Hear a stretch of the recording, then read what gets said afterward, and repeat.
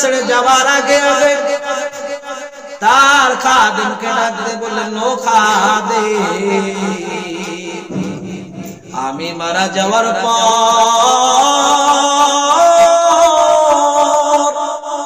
যাকে তাকে দিয়ে আমার জানাজার নামাজ পড়াইবা না, যার মধ্যে 4টি গুণ পাইবা তারে দিয়েই আমার জানাজার নামাজ পড়াইবা।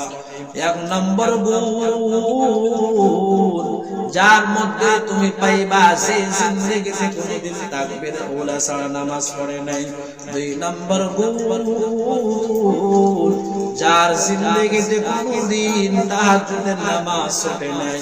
3 নম্বর, যে কোনোদিন আসরের ফরজ নামাজের আগে যে সুন্নতে জায়েদ আছে জিন্দেগিতে ছাড়ে নাই।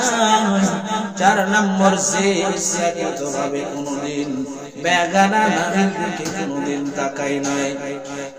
কয়েকদিন পর আল্লাহর ওলি যখন মারা গেল, খাদেম আল্লাহর ওলিকে সামনে নিয়ে ভাষণ দিলেন। আমার হুজুর কয়েকটি কথা বলেছে, যার মধ্যে 4টি গুণ আছে তিনি এসে জানাজা পড়ান, অন্যথায় হুজুরকে জানাজা ছাড়াই কিন্তু দাফন করা হবে।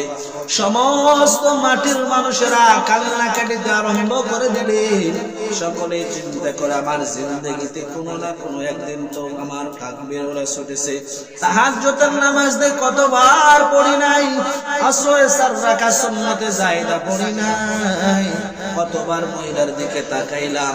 এবার যখন হুজুরকে দাফন ছাড়া জানাজা ছাড়া দাফন করা হবে, এমন অবস্থায় ওই যুগের বাদশা সুলতান আলতাবাস বলে, বাবা দাঁড়াও, ওই 4টি গুণ কিন্তু আমার মধ্যেই আছে। সুবহানাল্লাহ। একজন বাদশা হওয়ার পরও সেই জিনের কাজ